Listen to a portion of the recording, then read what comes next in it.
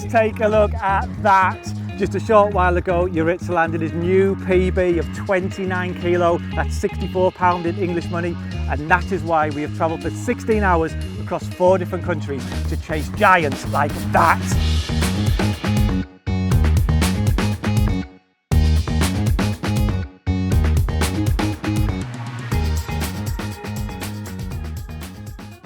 So here we are at Lake Pelagicevo in Bosnia. Yesterday was very much a travelling day. After a full day of travelling and a little bit of a delay at the Croatian border, we arrived at the lake late last night. When we arrived here, I was greeted by my good friend, man crush and carpy hero, Kristof Cuderman. Now this guy is an absolute legend. I'll tell you more about him later, but he's a captor of 30 kilo fish from 9 different countries. That's the sort of guy he is. But we are here. Last night it was just a case of throwing up the bivvies, sleeping by the lakeside, which put us in actually a really good position for this morning. Waking up at first light, the mist rolling across the lake, a perfect carping dawn, and we're able to see a few fish this morning, which has allowed me to formulate some sort of plan about where I'm going to place the rods. But right now I need to get a few things out of the car, get all the gear unpacked, get tackled up and get cracking.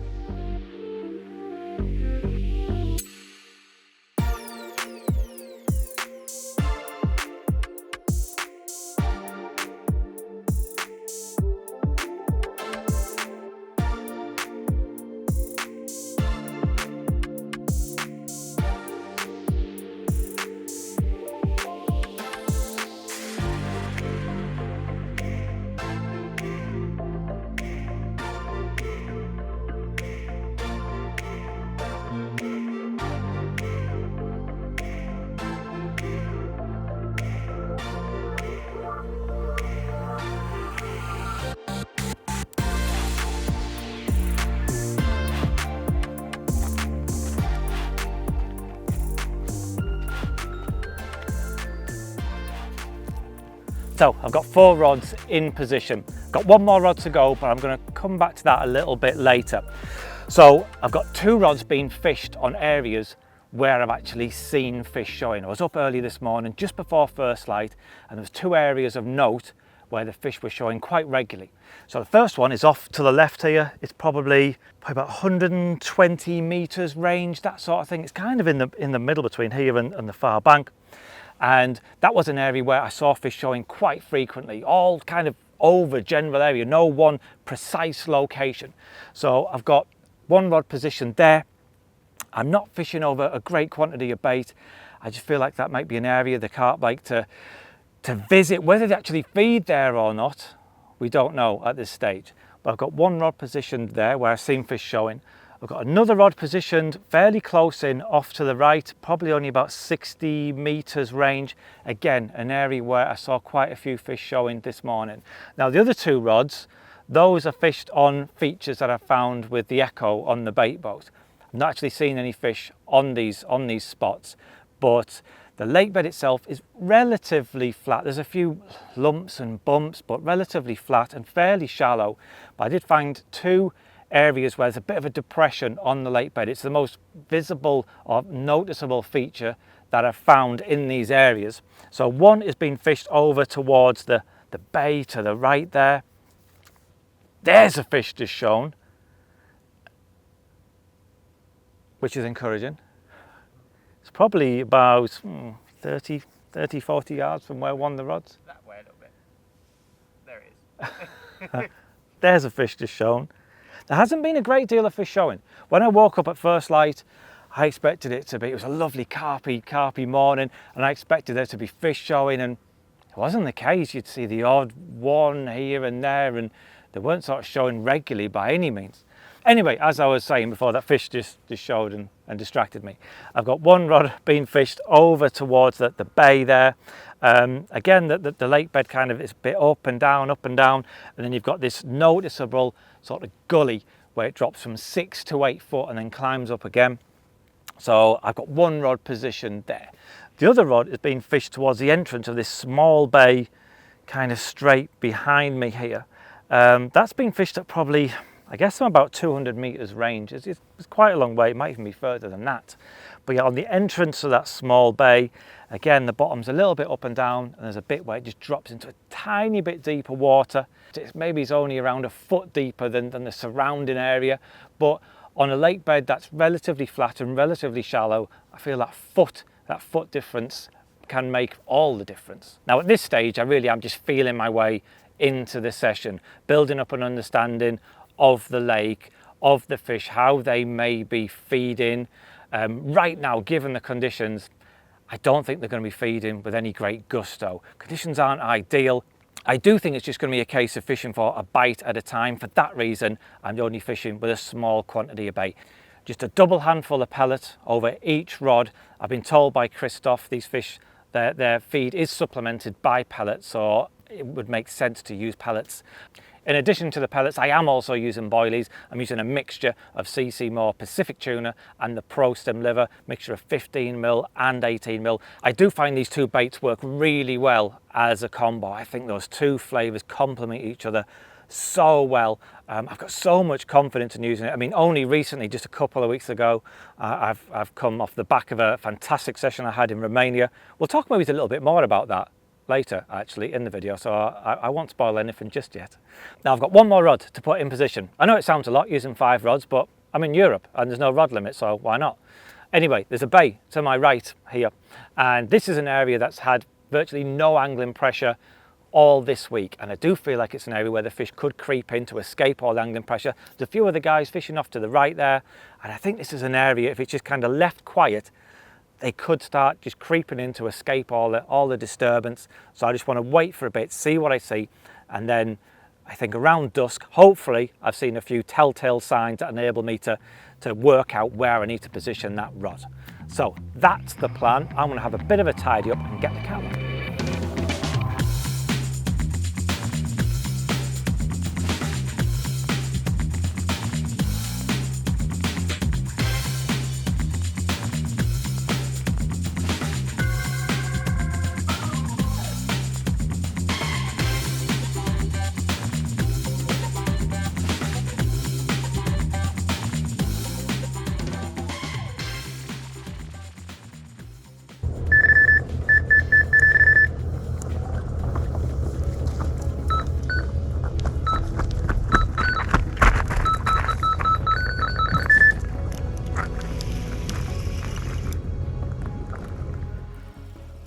It's only been dark about half an hour and I'm playing a fish. When I picked up the rod, I said to Kieran, it's not a carp, it's definitely not a carp. I think it's a crashio, but I'm pretty sure we're playing a grass carp.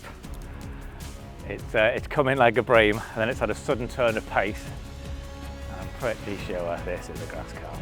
I can see, yes, but it's about 3 foot long, so that will be a grass carp.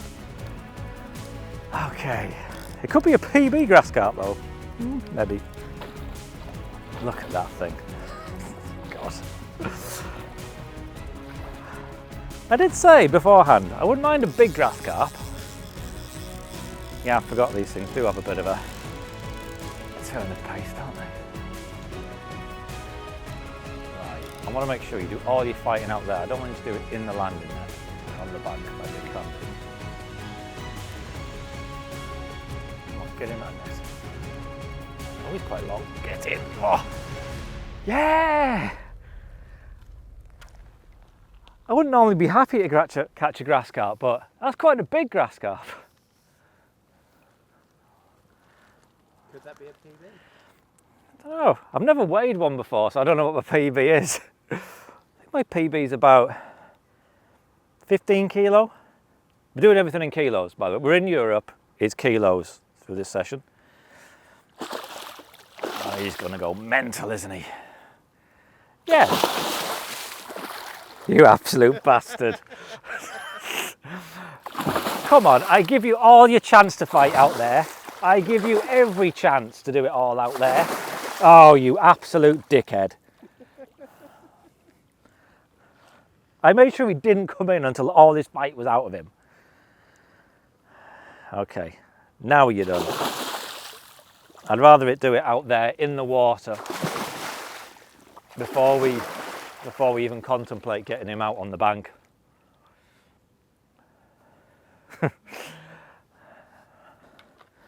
want to see the weight or do I want to see the weight? Oh, I'll have a look at the weight. Okay, you ready? What was the PB? My PB, I've never weighed one. What do you reckon? So this is a PB? My PB grass carp, I've never weighed one, it's about £35. That is 39.11. There we go. Well, it's probably a PB grass carp, but they go a lot bigger than that in here. Well, it's not what we came for, but it's a start of some sorts. And given that I've never weighed a grass carp before, this is the first one I've actually weighed, then technically it's a PB, isn't it really? So yeah, £39 something. We're kind of up and running. And yeah, it's nice to be holding a fish at least. Okay, these are quite fragile fish. I've just been stood in the water with him for five minutes. There you go. And he's gone. Right, okay. I liked you, but I don't want any more of you. I want to catch a carp now. Is that okay?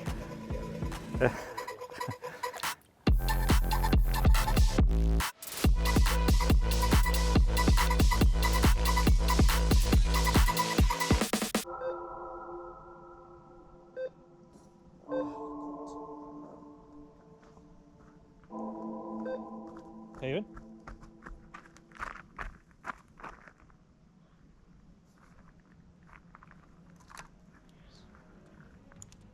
You ready? Yeah. It's only been a couple of hours since I slipped back that grass carp and I'm playing another fish. Initially I did think this was a crashio or something.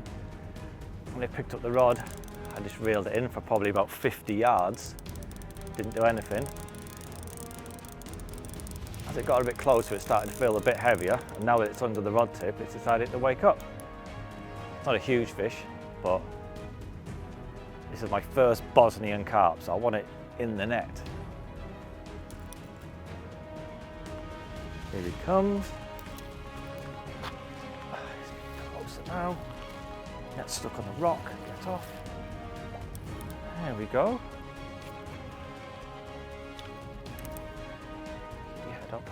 Keep your head up. Keep your head up. Get in that net. Oh yes, that's bigger than I thought. Yes, that's my first Bosnian carp. Oh, he's way bigger than I thought, actually. Well, I mean, first off, I thought it was a crucian, which it fought like for the first 180 metres. Yeah, he's, what is he? Mid-30 maybe? That's not bad for starters, is it? Bigger fish. You're away. Mate, can you get this net still up, mate? Yeah. Mate. Yeah.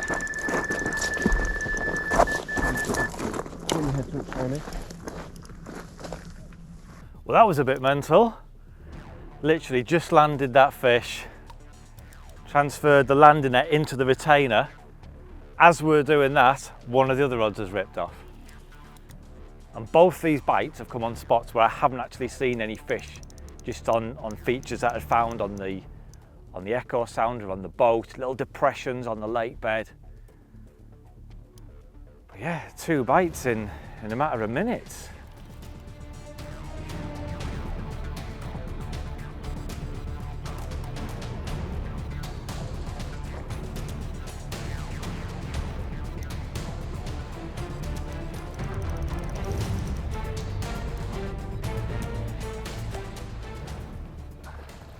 There he was. Come on. There you go. There you go. Get in that net. Look at that for a common. Get in there. Yes! That was mental. What have we got here? Right, well, seeing as this one has just gone in the net, I think we'll take a look at this one first. And then we'll check out that bad boy in the retainer in a little bit. So let's take a look at this one. Right, here we go. And he is 17 650. What's that in pounds? Let's flip it. Okay, in pounds, it's £39. That's not bad, is it? £39. Well, first night on the lake, and it's not going bad at all, is it? Kick things off with a PB grass carp. Now I've just had a double bubble. This one being, well, I think it's the smaller of the two fish. Nice common, £39. That'll do nicely.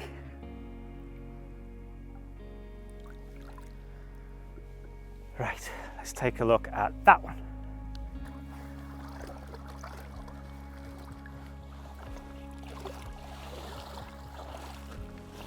Okay, we're going kilos here.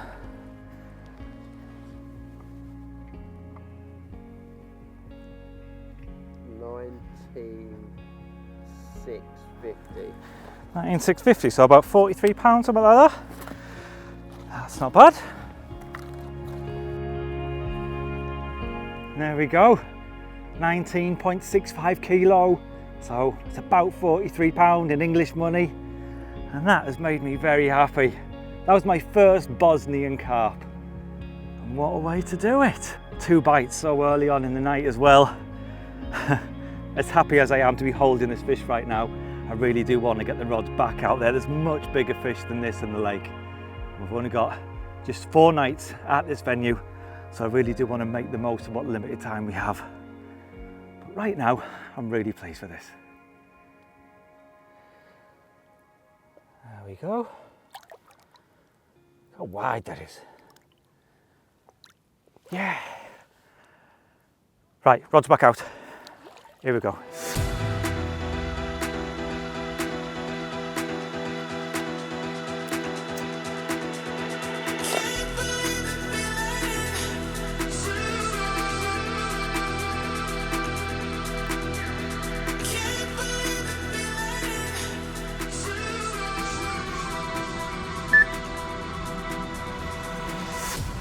Here.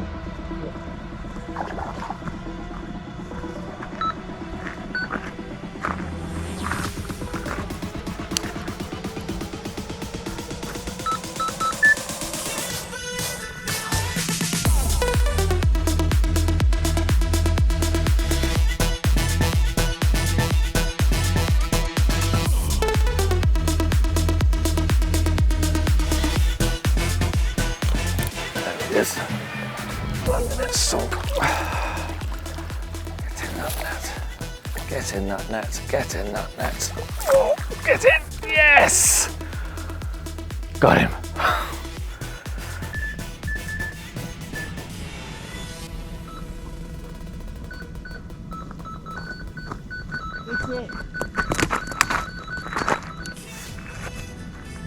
Oh, I don't believe this.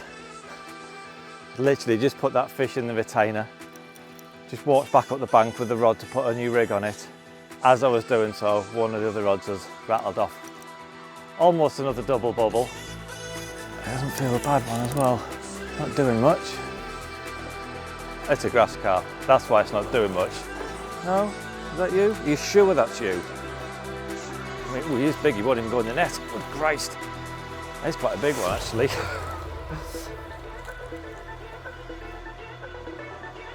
Yeah.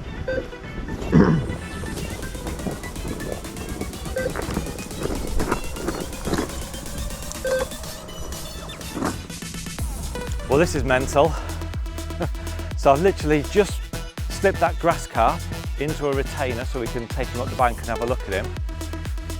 As I've picked the retainer up out of the water, one of the other rods has rattled off and we're playing another fish. Crazy.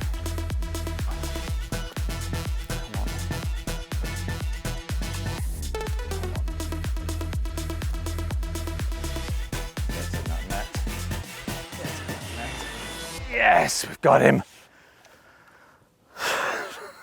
That's just chaos, but great chaos. Look at that one. There we go. What a mental morning.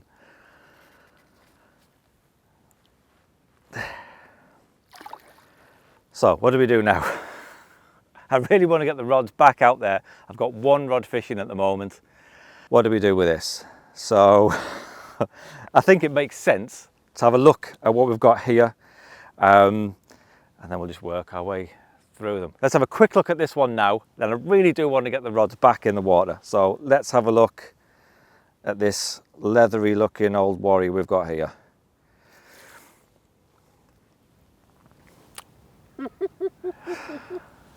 Mental. Well, I just said to Kieran, the cameraman, you know what, this one feels bigger than I thought. I'm going to give this one a quick weigh. Turns out this one is 23.375 kilo, which I think is about 51 pound. Look at that. Proper leathery one. Wow, what a crazy little spell this is. And if this one's 51 pound, the first fish we landed is even bigger. Oh, this is why we come to places like this, to catch carp like this.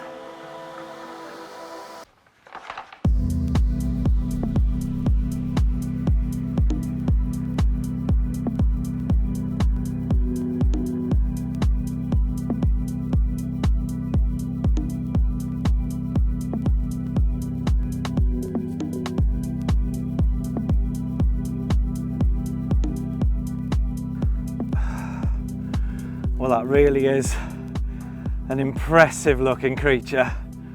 21.1 kilo, which is about 46, 47 pounds, something like that.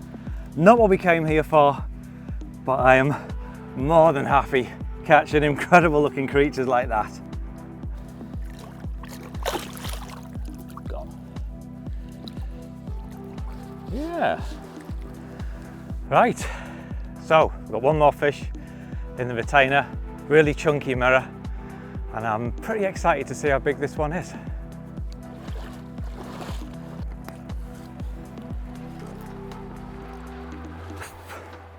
Well, this has been a crazy first night here.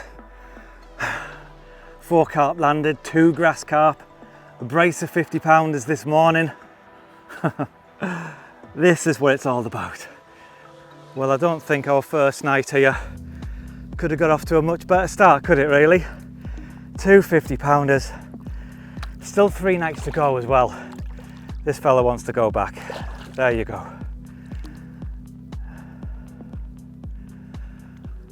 Right. I think it's time for a coffee and a nap. Can I say that? Yeah.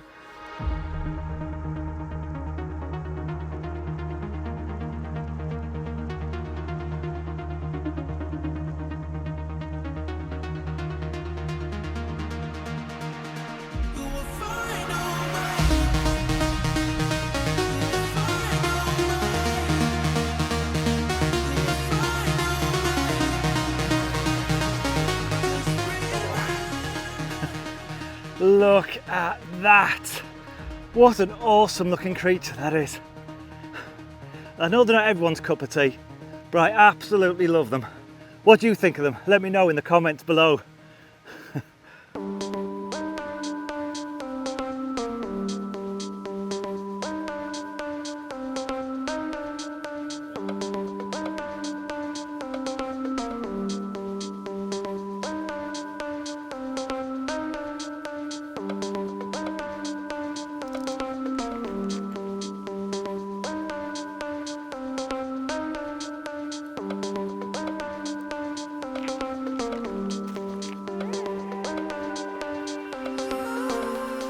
This is the rig that I'm using on this session, and it's a rig you'll see me using time and time again. It really is my go-to bottom bait presentation. And the reason I'm fishing bottom baits on this session is we're fishing over a clean lake bed. There's no debris down there, there's no weed, no leaf matter, anything like that. It's a clean, silty lake bed. And in these instances, I believe the fish are feeding on the bottom and actually in the silt itself. The only time I actually fish with pop-ups is when there's a risk of the hook point itself becoming impaled in something on the lake bed, such as weed or leaves, that will prevent that hook from flying up freely into the carp's mouth. any other situation, I would always fish with a bottom bait. It's so much more natural. And in venues like this, which have a clean, silty bottom, the fish are feeding on the bottom. They're not picking off food items that may be stuck on pieces of weed and things like that. They are feeding on and even in the silt. And in these situations, if you're fishing with a pop-up, even if it's only an inch high, that fish's mouth may be actually in the silt itself. So although it's an inch high, it may be 2 inches higher than where the fish is actually feeding. Now, I'm not saying you won't catch fish on pop-ups in silty waters. You will, but you will catch more on bottom baits. That's 100% true. The fish that you do catch on pop-ups are fish that are maybe just approaching the baited area for the first time. The first thing they see is a bright pop-up, and they go for that. Kind of opportunist bites, really. But fish that are actually feeding on your spot, they are feeding in the silt, and you will be missing opportunities by having your hook bait an inch above the silt. So here is the bottom bait I'm using. It's a simple blowback rig. It's tied using 35-pound Camatech soft. This really is my go-to hook link. Now, the reason I'm using the 35-pound Camatech soft is I found it makes no difference whatsoever if I'm using 35-pound, 25-pound or 20-pound. For me, that hook link is nicely camouflaged. It blends in so well with most things that are on the lake bed. It's just another item that's down there. There's no way that fish is going to associate this hook link with danger. So I would always go for the heaviest option. Added security and added peace of mind. We are fishing for big fish at the end of the day. I don't want any weak links whatsoever in my setup, so that's why I've gone with the 35-pound. That is going down to a size 4 wide gape long shank hook. Now, I've been using these hooks for 2 years now, and I am yet to have a single hook pull. 100% success rate. Every fish I've hooked, I've gone on to land. I also think this particular pattern of hooks has superb hooking properties as well. I think once the fish sucks that in, it's so hard for the fish to deal with. I think it's got a superb hooking ratio, and once it goes in, it stays in, and that's what I want. I've got a small piece of shrink tube there over the eye of the hook. That helps the hook to turn, and again, drastically improves the hooking properties of the rig. I've got a large rig ring tied there, level with just below the barb. That creates the blowback rig itself. Now, when I'm talking about a blowback rig, it's called that because once the fish sucks in the hook bait, it feels the hook. There's something alien in its mouth that it wants to get rid of. So it tries to eject the hook, it tries to eject the piece of metal. And in doing so, the hook bait slides up the shank. It is blown back up the shank. And I believe it's the force at which that hook bait is blown back up the shank of the hook, down like that, that helps that hook point to impale the bottom lip. And I believe that is why this is such a good, effective hooker of carp. Now, to further improve the bolt effect and the hooking properties of the rig, I always incorporate a heavy lead. Now, when I'm talking heavy, for me, the heavier the better within reason. In this instance, I'm using 6-ounce leads.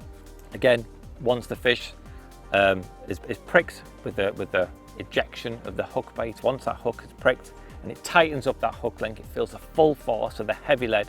It helps drive that hook home, and I believe that is why this rig has been so successful. Like I said, it's got a 100% success rate over 2 years, not one single carp lost. In fact, just the other week, I returned from a session in Romania. I mentioned this at the start of the film. On that session, I hooked 17 carp, landed 17 carp. They included 6 fish over 60 pound, topped off with a 71 pound plus common. And when you're playing fish like that, you don't have any doubt in your mind. You want 100% confidence in the rig, in the tackle, that what you hook, you're going to land. Now, going down to the hook bait itself. So here I'm using a snowman rig. And I know a lot of people, when they use a snowman, they have a bottom bait topped off with a whole pop-up. I don't think that's really necessary. And again, I think that can stand up a little bit too high on a clean lake bed. So I've got an 18mm Pacific tuna hard hook bait. The reason I'm using hard hook baits is these rods may be left in situ for up to 48 hours at a time. If I believe those traps are set perfectly, if I believe there's fish in the area or likely to visit the area, then I don't want to move that rod. The more times the boat's going out there, it's more disturbance in the swim. And right now I feel like I'm at a really big advantage that this area of the lake has got very little angling pressure. There's quite a lot of guys fishing at the other end of the lake. Up here, it's relatively calm, quiet, not much line pressure. And I think that's maybe why I've caught the fish I have last night. So the hard hook bait is obviously going to be left in place potentially for a long time. It's nice and tough, it's impervious to the tensions of any small fish, crayfish that may be present, and I know that rig, that hook bait can sit out there for 48 hours and I know that bait will remain intact. Now I've topped that off with half a fluoro yellow Carp Freaks pop-up. Now these are new, they're not actually in the shops at the moment, they are coming very, very soon, maybe by the time this film is released. Now this would be my starting hook bait. I really do feel like this particular yellow, this really vivid neon yellow, is a superb visual aid for the carp, something for them to really home in on and select that hook bait amongst the free offerings. This would be my starting point. If for some reason I felt like the carp were feeding on the spot but no bites were forthcoming, then I would substitute the neon yellow pop-up for a match the hatch pop-up. Again, snowman style, but just half a pop-up. The reason I'm using half the pop-up, by the way, and not a full one, is I believe a full pop-up can cause the hook bait to stand up a little bit too much. It's a little bit too high off the lake bed. Again, it goes back to what we're talking about, the pop-ups, where it's sitting almost proud of the lake bed, and if those fish are feeding in that layer of silt or in that layer of sediment on the lake bed, I don't want it to be too high. So that's why I've just gone for half a pop-up. It basically just negates the weight of the hook to effect. It just means that the hook isn't adding any extra weight to the hook bait, making it different from the free offerings that are out there. So that is the finished rig. It's around 8 inches in length. I generally start at around 8 inches. It gives me options obviously to go short if I feel the fish are perhaps getting away with it, but to be honest, I don't feel like they do. I think once they suck that hook bait in and eject it, I just think it trips them up 99 times out of 100. I've got a anti-tangle sleeve over a long loop on the end of the rig that just obviously helps to eliminate any tangles, and it also enables me to secure the rig to a quick change swivel. So let's get this rig on a rod, get it back out there, and hopefully it will account for another one of these Pelagicevo giants.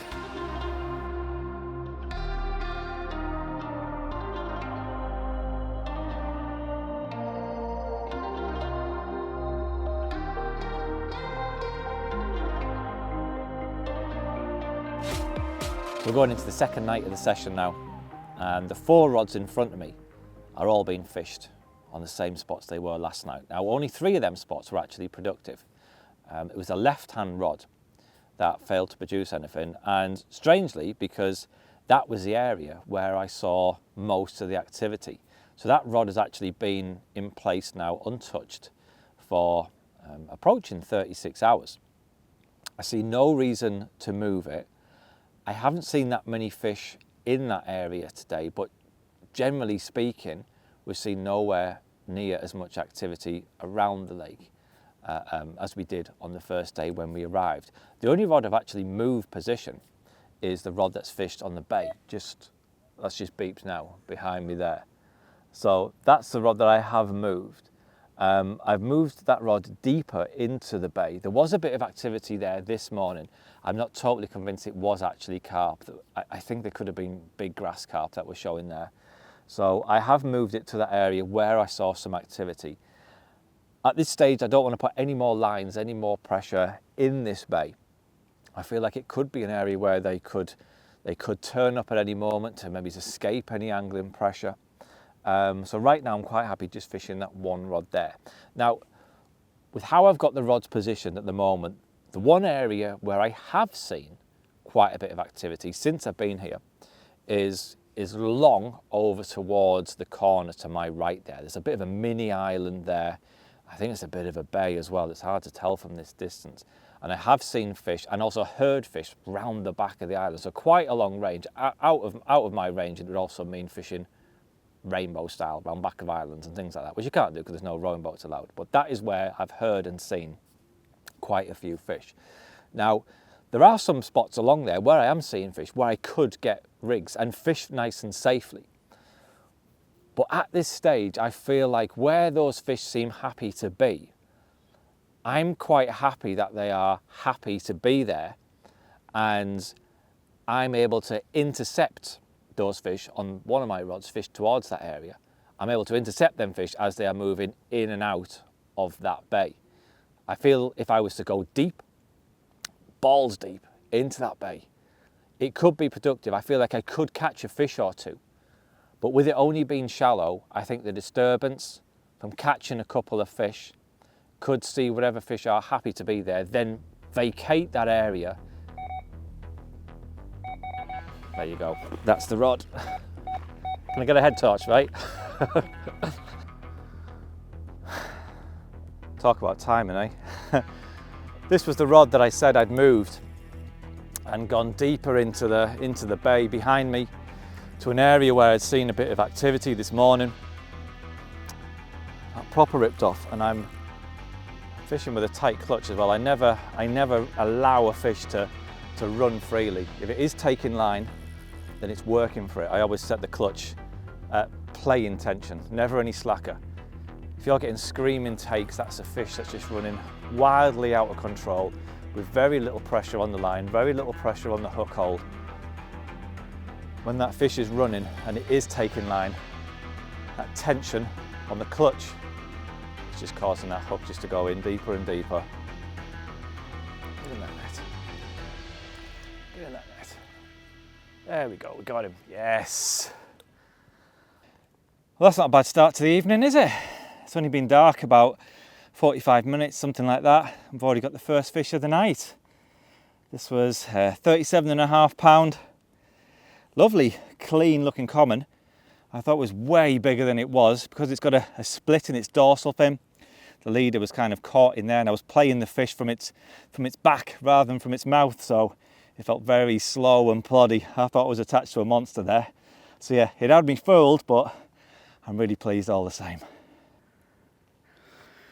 There you go. There you go, mate. Come on, you're free. There you go.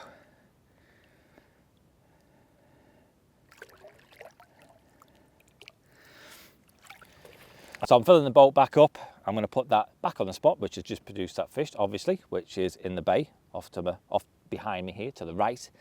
And the other rod, which I am going to leave, is a rod that's been in position, fishless, for the past 30 hours. At the moment, I'm not seeing any reason to change that rod.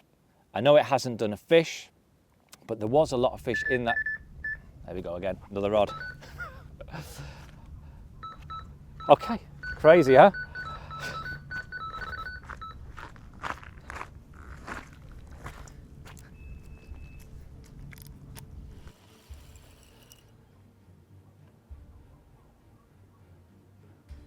Crazy this, isn't it? It's kicked off much earlier than it did last night. 2 bites already. It's only been dark about an hour, something like that. And yeah, 2 bites. That rain can go away. I think this is a grass carp. I'm pretty certain this is a grass carp. I've had enough of them now. They were good fun to begin with, but yeah, the novelty's wore off now. I'm not gonna lie.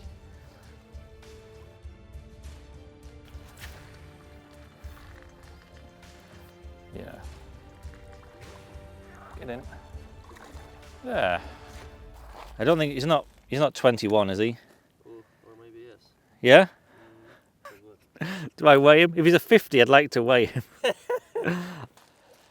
know that Mark that's not a favorite fish. Right, you ready, Kieran? Mm-hmm. So it's a 50, he gets a photo, otherwise he's going straight back, yeah? Yeah. Okay, we'll have to let the water just drain down out of this a bit. No, not even close. Right, there we go. About 45, 46. There. Turn round. It's alright, I got him. Oh, no, he's gone. Next one. No, Next one. I'd like to catch a big one. I would like to catch a big grass carp. Yeah, no, I'd like a 60-pound grass carp. That would be That would be amazing. Right, well, I've now got 2 rods. I've got to get back out there. But this one is going back in the bay where I caught that first fish. And I've just got to get the other rod back out on the grass carp spot. They seem to love that area. If I hadn't caught a big one on that spot, I think I would contemplate moving it, but I've got to persevere. So yeah, get these 2 rods back out there. I'm going to tie some rigs ready just in case we have a repeat of what happened last night, and then I'm going to get my head down.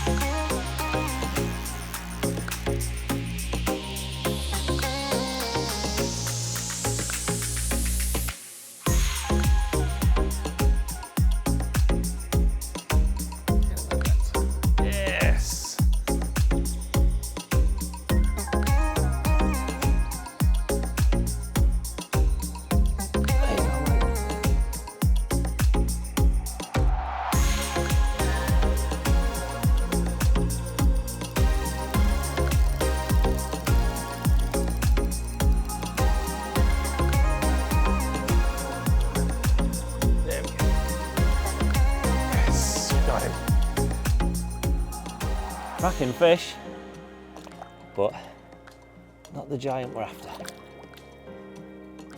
There you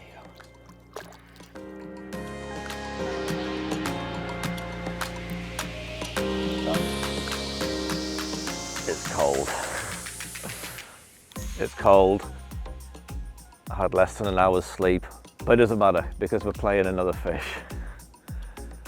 And this one does feel like a better fish.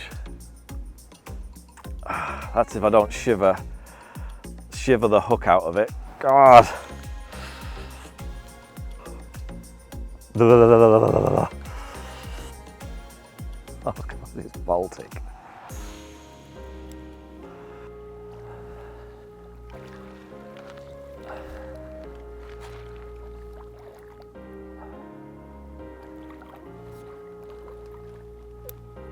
Get in. Yes. What's that on the... Get off, big branch thing. Get off. I think that's a bit bigger. Oh yeah, that's a bit bigger. Although I think he just looks big in comparison to the ones that we've caught. He's got a strange tail. It's got like a big cut out of its tail, like a big flipper. Well, it's cold. It's nearing first light. I'm going to get this rod back out there because if it's anything like yesterday, then there could be a little flurry of activity to come. So I'm going to pop this fish in a retainer for a short while, get that rod back out on that spot, and then we'll catch you in a little bit and take a closer look at what we just caught.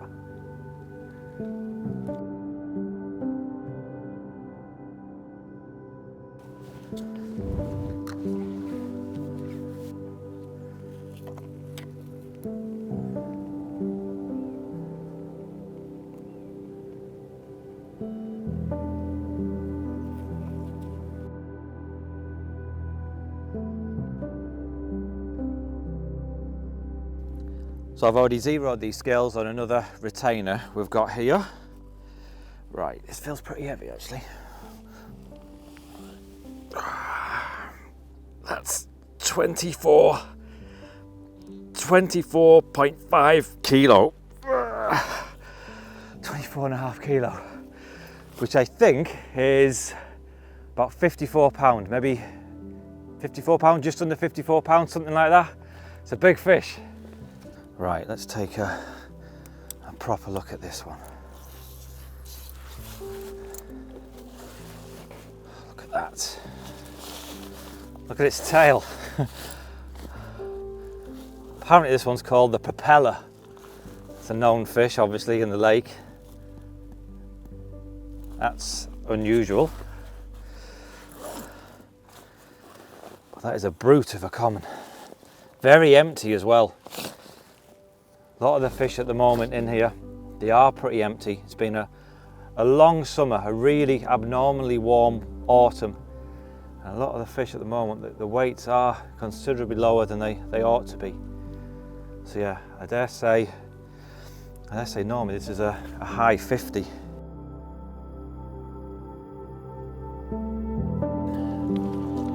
Right, let's take a look at this bad boy.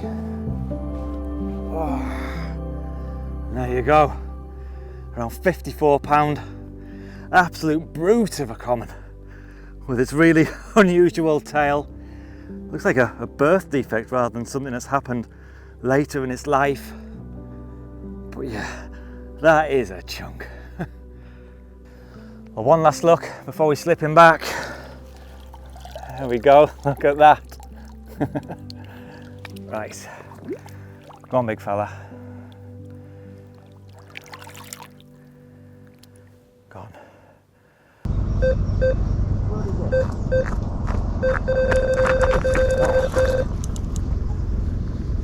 We just slip one fish back and another one comes. Only been 5 minutes, I think it is, since we returned that 53 pounder. And this fish doesn't feel at all bad. Fishing sort of semi-locked up, if you can call it that. Really, really tight clutch. Had a few beeps on the alarm. I'm fishing at over 200 metres range. And there's quite a bit of stretch in the mono at that range. A few beeps, really tight clutch, and it was just a bip, bip, bip, bip, bip, bip, bip, bip, bip. Managing to take line even at that sort of range. And it still carried on going when I picked up the rod. I don't know if it's a big fish, but it's certainly a powerful one. Here he is. He's done. He's done. Yes. And there we go, look at that. The really nice common of around 32, 33 pound, something like that. It really did put up a proper battle even at 200 plus meters range. But I'm going to slip this one straight back and get the kettle on because I really need a brew. Go on.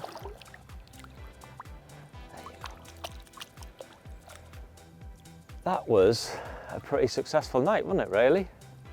6 carp, a grass carp and a catfish. Topped off by that 53 pounder. Not bad at all. Tiring, but rewarding.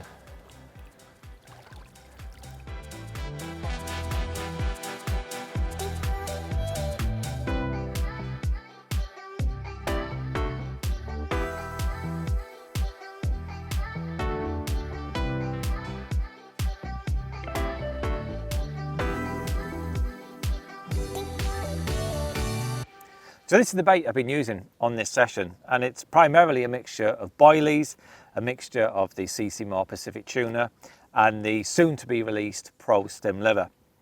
Now I've been testing the Pro Stim Liver for 2 years now, and ever since I started using it, I've been using it in conjunction with the Pacific tuna. I do feel like these two baits, the two flavours, just seem to complement each other so well. And ever since I started using this combo, I've just had such good results on waters all over the world. Now, when it comes to bait application, there is no right or wrong way of doing it. It's about tailoring the amount of bait you're using and the type of bait you're using based on the situation and the conditions. Here, for example, the conditions are far from ideal. We've got really high daytime temperatures. The temperatures are dropping on the night, which is why we're catching more fish on the night. But effectively, you've only got a small window of opportunity, the nights, in which those fish are going to feed. You might get the occasional fish during the day, but you're really fishing on just in a small window when those fish are feeding. For that reason, we are just fishing for a bite at a time. These aren't the conditions where you're looking to have big hits of fish, baiting heavily, trying to get the fish competing, going crazy, and fishing rods, multiple rods on the spot to try and capitalize on a feeding area. That's not going to happen with these conditions. So I've just been fishing for a bite at a time. So in the bait boat, I've just been loading both hoppers with a small quantity of pellets and a mixture of boilies, mixture of the Pacific tuna and the prosim liver in various sizes, 15 and 18 mil. Now in the hopper, which the rig is placed, I'm also adding some crushed boilies just to that hopper. The reason I'm doing that is that just provides more attraction in and around where the hook bait is. Once you break open a boilie, all those flavors and attractors flood out. So I'm just providing that extra attraction around where the hook bait is. The second hopper that I'm dropping, that's just got pellets and whole boilies in. That's just adding additional feed to the general area.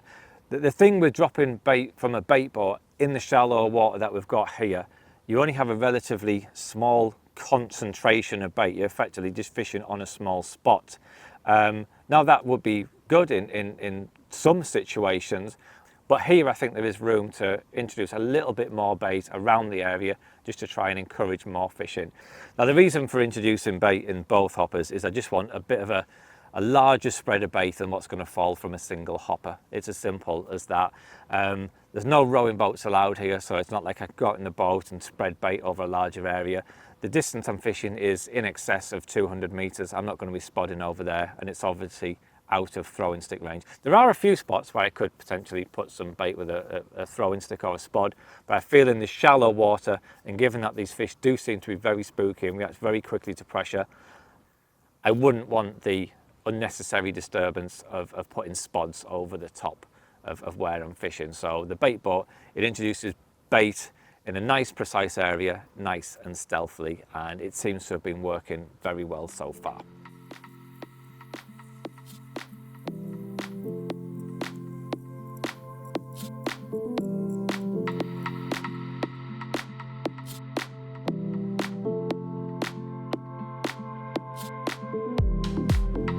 Well, today has been a day of rest and recuperation for me.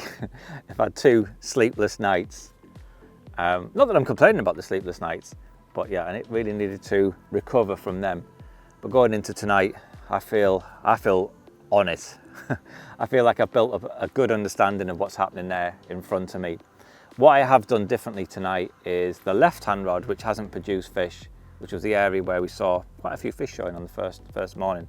I've decided just to reel that rod in, leave it out. It kind of wasn't bringing anything to the table, and I could have found another spot, but I just feel with where I'm fishing at the moment and where the rods are positioned, I'm allowing the fish quite a lot of breathing space. It is quite a pressured venue, and they do react quickly to angling pressure, to line pressure. And the only sort of other areas I would have liked to have focused my attention on would be to the right.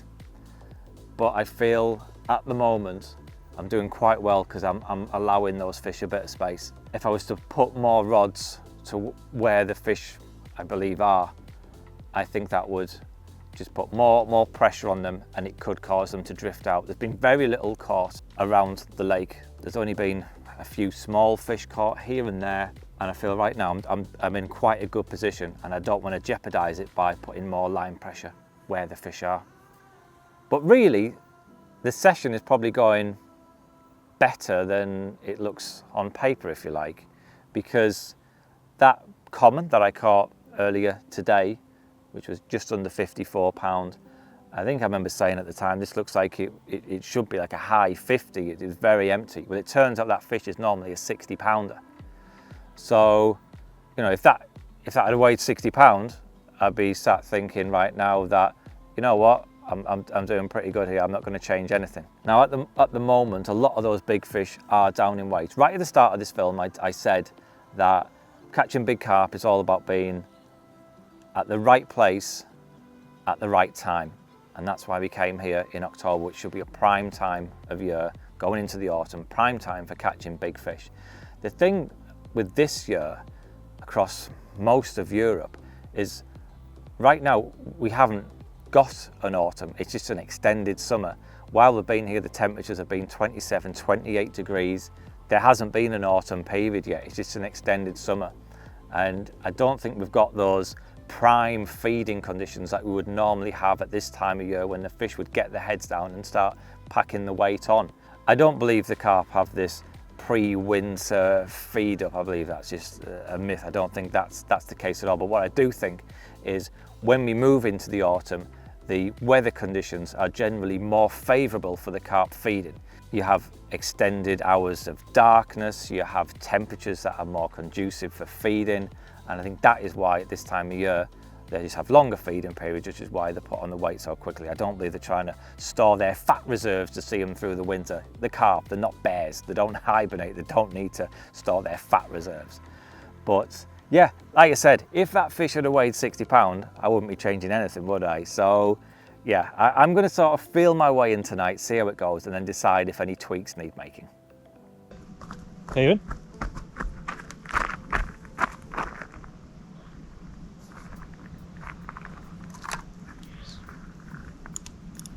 Well, just like clockwork, it's that time again, an hour into dusk, and things just seem to kick off. We're playing a fish. This was on the long rod on the entrance to the bay in front of me. Just had a full-on drop back and picked up the rod. I was just reeling and reeling and reeling and reeling, thinking, has it done me? Couldn't feel anything. Eventually I sort of caught up with it, and there was a fish on it. It must have swam at me at least 60 yards before I managed to get back in contact with it. And now it's just sort of swimming at me. I don't really know if it's any size or not. Probably only about 20 yards out now. Very deliberate head shakes there. Doesn't feel a bad fish. Oh God. Come on, keep your head up. I don't think he's that big, I think he's just quite chunky.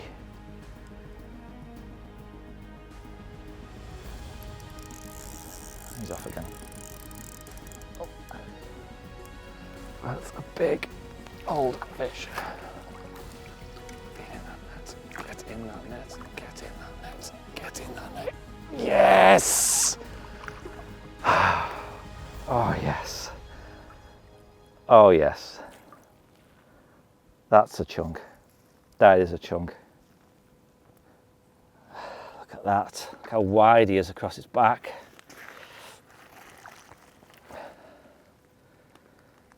That is a chunk. The target really for this trip has been a 25 kilo. That's been my target really. 25 kilos is a big fish. So, have I got it? I'll let you tell me, Kieran. I don't think I have. I think it's short. I think it's 23.7.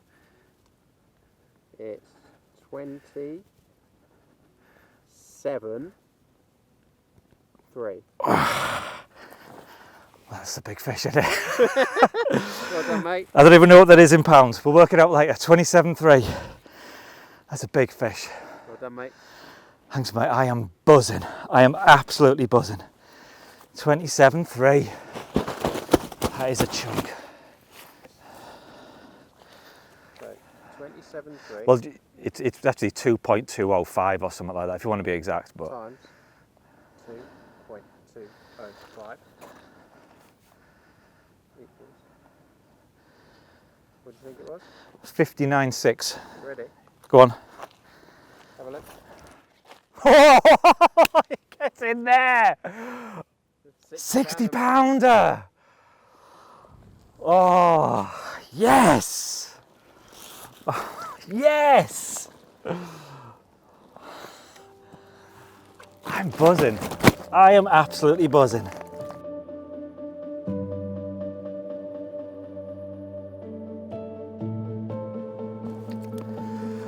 Okay, here we go. Oh, look at that! Get in there! This is why we come to places like this, to catch fish like this. 27.3 kilo, 60 pounds, 3 ounces in English money. That is a proper giant, and I'm absolutely over the moon. Oh.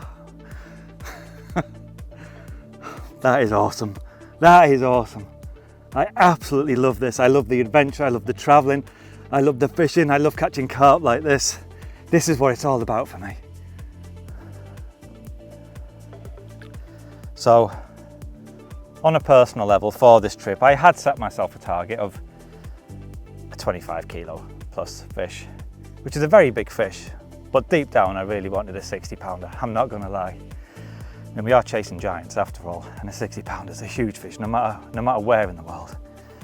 And here we go, we've got one. 60 pound, 3 ounces. Oh, look at him. Absolute tank. But it's time to let him go. Thank you so much for the memories. You have made me very, very happy. Come on, big girl.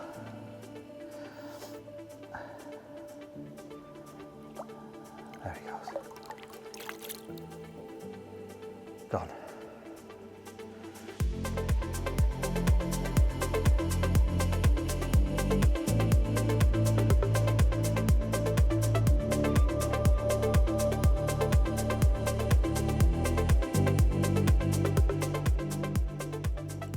So I've just slipped back that 60 pounder. I had another rig tied, ready to go. Just put that back in the boat, filled it up with bait. I've actually increased the level of bait on the last fish. So I thought, yeah, use the same approach on this one. There we are, we're on the spot. But yeah, I know I've just had a 60 pounder and I probably should be relaxing a bit, but I'm not. I'm a greedy bastard and there's a lot bigger fish than that in here. And this could be my only chance to come to this lake, so I'm going for it. I've got my sights set on a 30 kilo now, so who knows. Right, let's find this spot. Although this has gone out and it's beeped up as it's gone to its destination, there's literally a tiny depression out there, and it's so small that even the GPS on the echo sounder, you know, it's not going to find this little tiny depression every time. It's accurate within a few feet, but there's this one particular spot out there, which is, I guess it's not much bigger than like a bin lid. It's like a little depression. I don't know if it's like a feeding hole or something. I just kind of got lucky when I sent the boat out there. It's all relatively flat and there's just one bit where it drops down by like another, well, less than a foot. And yeah, it's like Kristof calls it micro location is what he calls it, and it's these micro locations, as Kristof calls them, and it's such a great description as well. It's a spot within a spot, and it's these very, very small isolated spots that make such a big difference, and they can turn what could be a good session into a great session. There it is, there it is, there it is.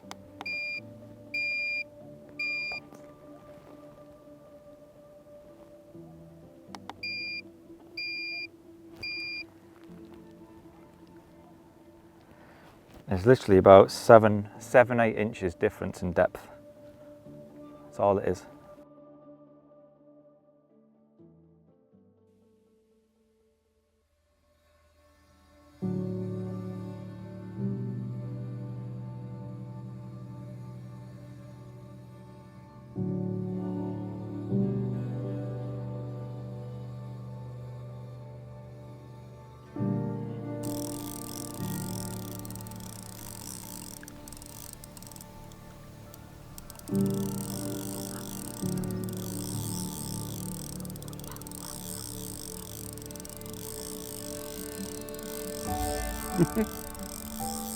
Crazy fucker.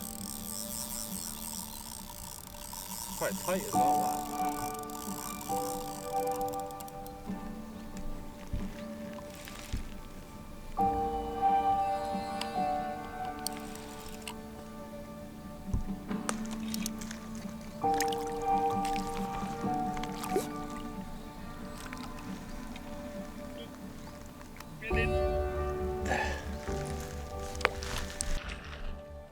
This has got to be the perfect carpy dawn. You've got the mist rolling across the lake here. That's absolutely beautiful. and we've got a chunk in the net. It doesn't get much better than that. Well, that's a really nice start to what is a beautiful carp fishing morning with the mist rolling across the lake. This one's just over 20 kilos, so 44.5 pound. Proper long, lean fish. Proper old warrior though. And this was the second biggest fish of what was another very productive night.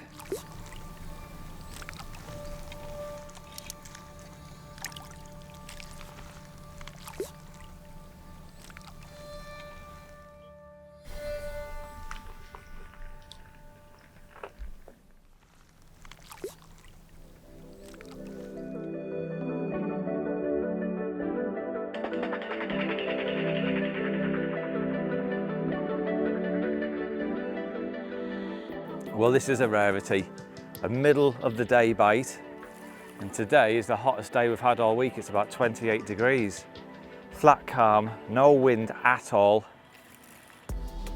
Yeah, bite right out of the blue.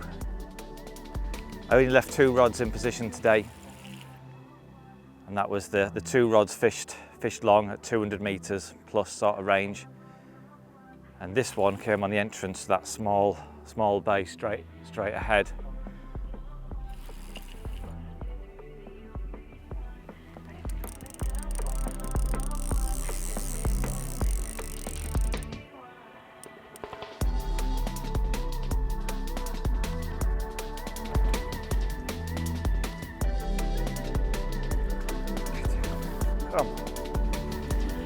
Yes.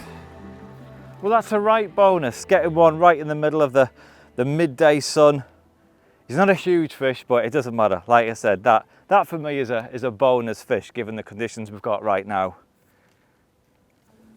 So as I mentioned, it really is a scorching day today. So for that reason, I'm not even going to take the fish out the water at all. And a lot of overseas venues and big fish venues in the UK for that matter insist that the big fish are not removed from the water at all. All the weighing and photographing has to be done in the water. And I know a lot of people are quite apprehensive about that. They think they're going to lose the fish. But I think if you're calm and you follow a few simple steps, I actually find it's easier dealing with the fish in the water than on the bank. So here we've got our floating retainer sling. The fish is very chilled, he's very happy in here. I've got the sling half zipped, so it's kind of zipped to the tops here on either end, so it can't swim out. It's just going to swim against the walls of the retainer on the sides. So I've got the fish here in front of me. Now if you feel, what I normally do is get a couple of photos first with the retainer there, just so you know you've got them. It looks a bit naff. I don't like the retainer in shot at all. I think it looks a bit rubbish. So once you've got a couple of good photos, you can then just lift the fish up. If you're going to go anywhere, just I put my thumb or my fingers in its mouth. It doesn't calm them down. It's not like the old school trick where people used to think you put the fingers in the mouth and it calms them down. The reason I'm doing that is if the fish wants to swim away, it's just going to sort of swim into my hands. It's not actually going to go anywhere. I've kind of almost got a hold of him. So if he wants to swim, he's just going to swim into my fingers and he's not going to go anywhere.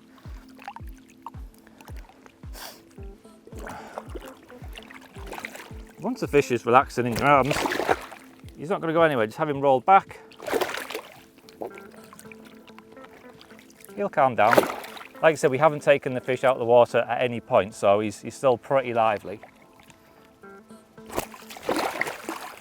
Again, the fish is flat there, but the retainer's underneath him. He's going to fall in the retainer. He can't go anywhere. So now he's starting to feel a little bit more relaxed. There we go. We can hold him up for the camera. A few nice photos. Now if you're feeling confident, I'd get another person to move the retainer out of shot. There's no one else to do that. I'm going to do it on my own. So make sure you got hold of him. There we go. Move that out of the way.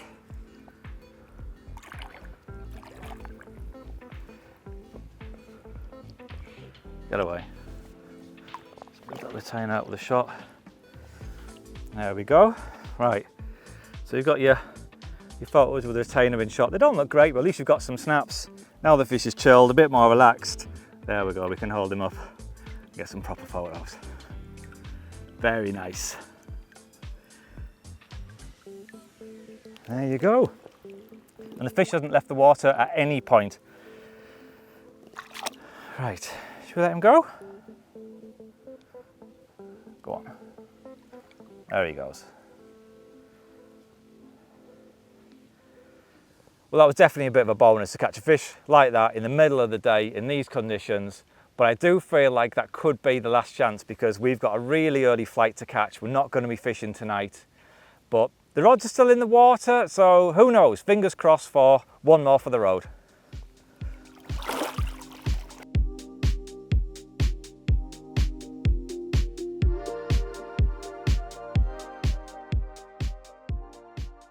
So Kristof, you know you are my carp hero. I know now. You have caught an obscene amount of big fish. I mean, you've had 30 kilo fish from 9 different countries. Yeah. It's something I would aspire to achieve in my entire lifetime. So the question I like to ask is how? How do you do it? How do you catch so many big fish? Because it's not just coincidence. It can't be. Just the way that you're turning up to waters that you've may never have seen before, and you. I think a lot is like the feeling. So you need to feel, or you need to accept condition at the lake, or you need to be flexible to accept also the rules from different lakes. And very important is that you get like as more information as possible from the lakes where you are going. So it all starts before you even get to the lake. Yeah, It's all about the 100%. homework, Yeah. preparation Yes. before you even get there. Yes, and like sleeping and thinking and okay, I can do different this, I can try this Yeah. and this. So, yeah, you say then about being flexible. There is no one answer, is there? There can't be. You No. have to be adaptable. You have to be able to Yes. have lots of different things up your sleeves that will work on different venues. So I've been pretty lucky to fish alongside you a few times now. Is same like for me to fish with you. Like we fished the first time. What was 7 years ago? 7 years ago in Yeah. Slovenia, yeah. And not many anglers has chance to fish with alongside you. you. I know, yeah. But from what I see, from what other people may see, it does seem quite a simple approach that you have. Yeah.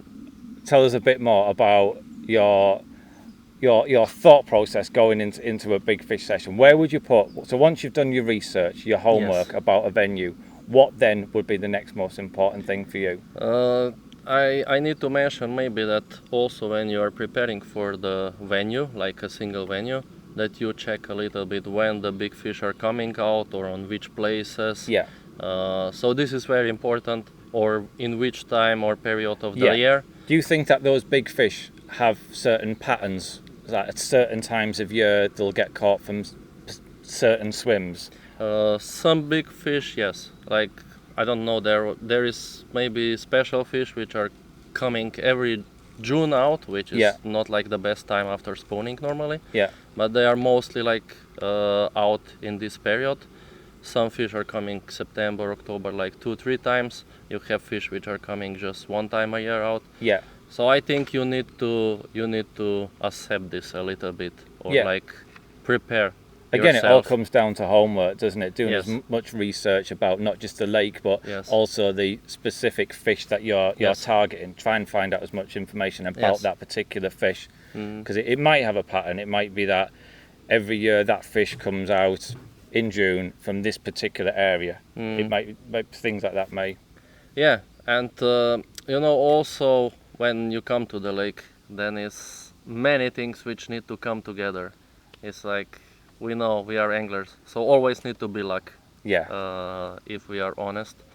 So then all other conditions like weather, like the right location, micro location, like bait for sure, the right system, the right equipment. That's it. I mean, when it comes down to the bait itself, Yeah. I mean, when it comes to like the bait application, there is going to be no one way that's going to work. It all depends on the conditions on the day. Like we've come here, conditions aren't great for daytime. It's really warm. It's 28 degrees today. It's crazy. You're effectively just fishing for a bite at a time. Exactly. Whereas if conditions were much better and low pressure and windy and cooler, you can use more Exactly. bait. So you have to be adaptable, Yes. which is again what we're talking about there. But when it comes to the bait, your choice of bait, are there baits that you would use that you think would help you single out the bigger fish? Maybe it's fish meals or milk proteins or No, here I would say that there is not a single bait that can like make selection. yeah, So I don't know, I'm fishing with dynamite baits for 15 years already, and I caught 30 kilo fish, I would say, with 6-7 different type of boilies. yeah, So maybe here is really to be like flexible, how I mentioned before already. So some lakes, like anglers, feeding a lot of maize. So if the fish are like eating every day maize, yeah, so I think it's good that you follow a little bit these things. But in general, I am preferring to feed like boilies, maybe less particles and pellets. yeah, If it's not like necessary or that you see that you need to really activate the fish or something. But yeah, bait like boilies without liquids, without dip. And when you drop the bait on the right place and trick for sure, then I want to leave it 2, 3, sometimes also 4 days without really, touching. as long as that. Yeah. Do you think those bigger fish are more cautious and maybe they'll visit that spot numerous times before, and then maybe it's after a few days they Maybe. accept that it's there or something? Maybe. Or do you think the bigger fish are perhaps big because they're greedy? You don't know. I It's think hard to say. I think maybe all together. Yeah, I think maybe all together, and it's again like from the fish to another fish. So I don't know. There was one fish in France. I didn't caught this fish. I wasn't fishing that lake, but that fish came out every 14 days, 100%. yeah, So it was just like feeding machine. So Yeah. I think whatever she will found, like she will eat. each fish is different and it has Yeah, its own so it's- feeding characteristics and everything. Yeah. Yeah. You mentioned there though, I love that phrase you used, the micro location. This you like, huh? I love that. I'm going to use that a lot more. Okay. But yeah, it's basically, it's extreme feature finding, I guess, really. It's finding the fish in the first place, finding where the fish are wanting to be, Mhm. and then finding a spot within Yes. that location. Yes. So it's Exactly. very, very precise. Yeah, sometimes it's really 1 meter difference. It's like Yeah, a big difference. Yeah. Or like, I don't know, you put the bait here, you put the bait here, I don't know, 4 takes, 20 takes. It's Yeah. like crazy. I done like a lot of diving also, and sometimes you just can't believe. Like, I don't know, I make like feeding place 2.2 meters, and just half of the feeding place was always clean. yeah, So the half of the feeding place, bait like pellets, everything stay there. If you feed again, another half again, like the fish will eat just there. So it's crazy, you know. And So rigs. yeah, Do you think that makes a big difference? The rigs, I've seen the rigs used. They are simple, straightforward rigs, but I'm guessing ones you have a lot of confidence in. did you believe that I really using so simple rigs? I mean, or not? I use simple rigs. No, to be honest. No, I use simple rigs, and you said to me, "Why are you using such a complicated rig?" I think, "What?" And then I saw your rigs, and I'm like, "Yeah, I understand." but Okay, can you make more simple? No, no chance. you can't make more simple than what No, you use. no. It's For me, is if the rig is on the right location, I like to fishing inline lets Yeah. all the time. why do you prefer to use inline leads? Just because I think when the fish pick the hook, there is like more direct contact immediately. So with safety system, the lead is like in the in the side. Yeah, it can kind of Exactly. pivot before it. Yeah, it Yeah. feels the full effect. Yes. Yeah. So this is for me. And when it's going to the rig, I always say if you have the sharp hook, so the hook is like catching or Yeah. like the fish. So that's the most important. Big hooks, small hooks. I am using like size 2 and 4 all Okay. the time. It's like a 2 So for like the a wide 20 gape mil from or Fox, something. yeah. Yeah. So it's not, I think, nothing special. No, it's Like- just a simple knotless knot rig. I notice you do have a bit of putty above the, Yes. quite close to the hook though. Yeah, it's maybe around 1 centimeter. Yeah, one and it's a half. really close. Yeah. Just where I put this cover, like the cover from the hook link down. Yeah. So there I put The like break the in the putty. coating, you mean? Exactly. Yeah. So where the coating's So broken. there I put the putty also, that the rig is like turning easy. Yeah. That the hook is turning easy in the mouth, and it is less chance to tangle like the system. And using that putty to help the hook go Yeah, down. I think if the fish like take the bait just a little bit, this just a little bit of lead, like putty lead, just make them okay. Now I'm in troubles, and they like shake the head like that, and then the big lead, like hook them like proper. Yeah. What you say big lead? What weight lead's you using?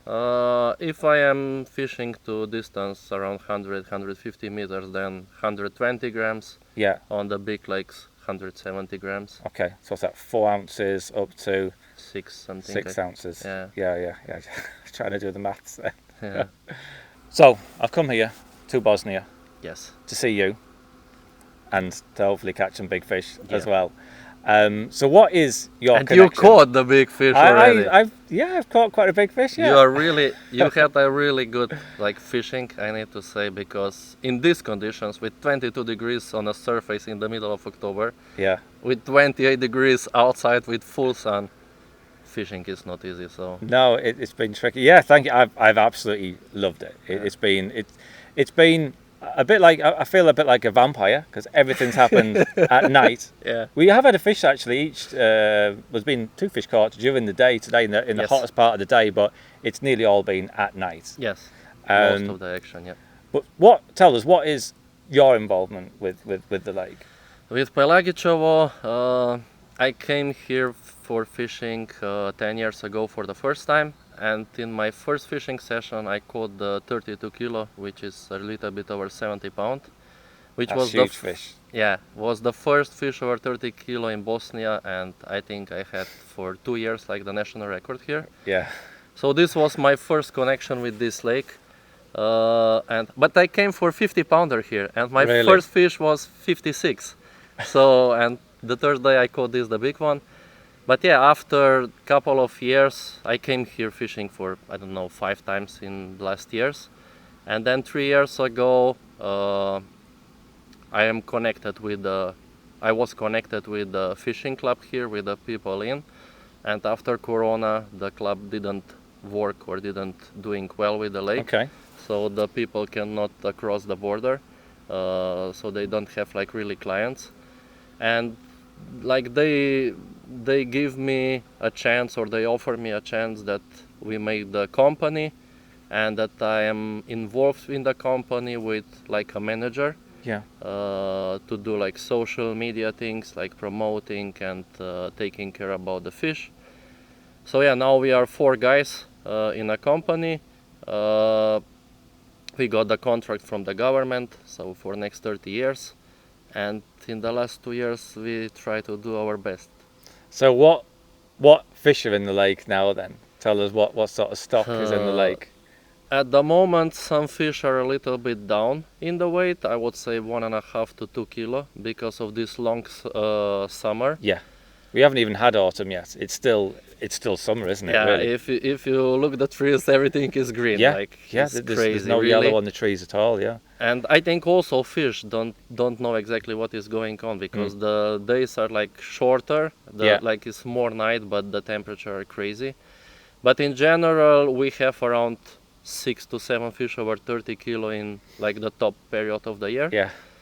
Around 30 fish over 25, but for sure we have 90 fish over 20 kilo. Wow. And the all stock in the lake is around 400 to 440 fish at the moment. So this is not really commercial lake. I think when you arrive down, you see it's not like crazy lot of jumping from the fish. No, not at all. No, it's when I got here that first night and woke up in the morning. When I woke up on that first morning, I thought I'll see loads of fish now. What was that? A Bosnian monster.